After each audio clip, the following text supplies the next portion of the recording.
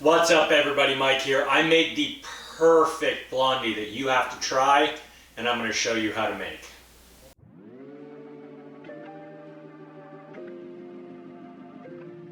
So this is what I'm going to be using to make my blondie bars. We have the wet ingredients right here with 1.5 cups of brown sugar, 2 beaten eggs, and 1 teaspoon of vanilla mixed into that. And then of course we have 1/2 cup or 1 stick of melted butter. The dry ingredients right here, we have 1.5 cups of all-purpose flour, 1/2 teaspoon each of salt and baking powder, and then I'm gonna be using, instead of chocolate chips, some butterscotch chips in about 16 ounces, or about 1.5 of my packages. Then for the caramel drizzle, we have 1/2 cup of white sugar. I'm gonna be using 1/4 cup of butter, or 1/2 stick of butter. And then I'm gonna be using 1/4 cup of heavy cream and 1/2 teaspoon of vanilla. My equipment is right here, so I'm gonna walk you through how to make this next.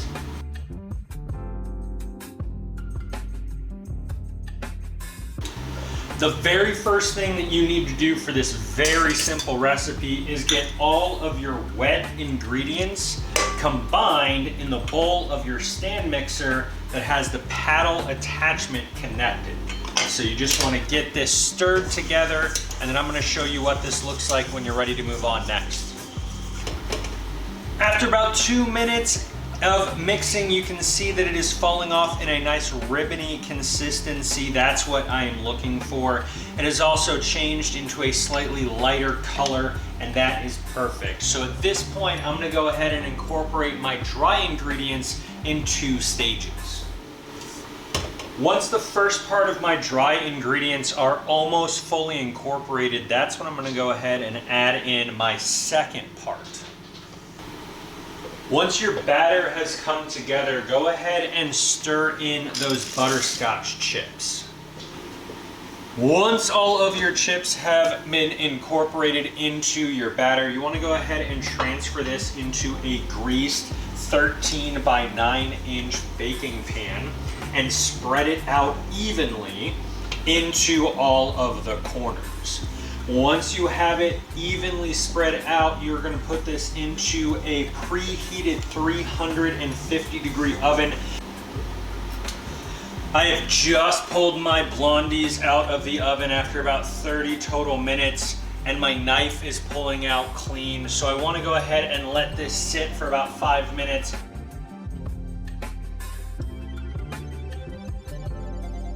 So I just put the blondie bars into the oven, and this is the perfect time to go ahead and make the caramel drizzle. I'm gonna start with my small saucepan and my 1/2 cup of sugar that I make sure it's evenly spread on the bottom on a medium-low heat so that this can start to melt. And then once this is melted, I'm gonna show you what you wanna do in a minute. After about 10 minutes, I'm not seeing anything on the surface, but I can smell that toasted marshmallow flavor. So I just want to give this a little bit of a swirl so that it can go ahead and heat up evenly, and then I'm going to check back on it in a few minutes. After about 20 total minutes, I have turned the heat off of my melted sugar, my caramel, and I'm gonna go ahead and stir in the last couple of ingredients. First, I wanna stir in my heavy cream and my vanilla, and it is going to sputter and steam, so just be aware of that. You wanna make sure that you are whisking constantly so that you are not getting any clumps in that. Once all of my heavy cream and my vanilla have been stirred in, that's when I'm gonna go ahead and add in my butter and get this combined. Once my butter is fully incorporated and I can no longer see it in my caramel mixture, I'm gonna remove it from that hot burner even though there wasn't any power going to it. And I'm gonna go ahead and let this start coming down in temperature just a little bit while I'm waiting on my blondie bars to finish. And you get to see what this looks like when it's being put together next.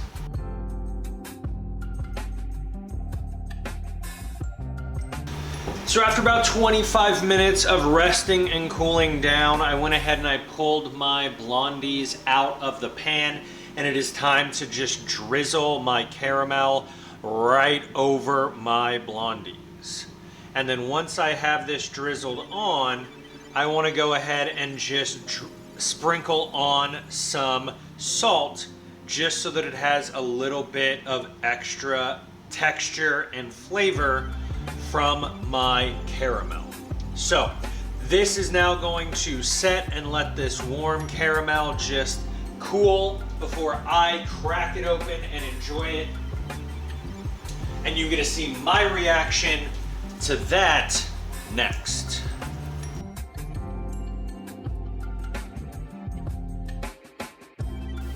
And that's how you make my butterscotch salted caramel blondie. I really hope you make it, and if you do, let me know your thoughts. But for right now, just look at my face.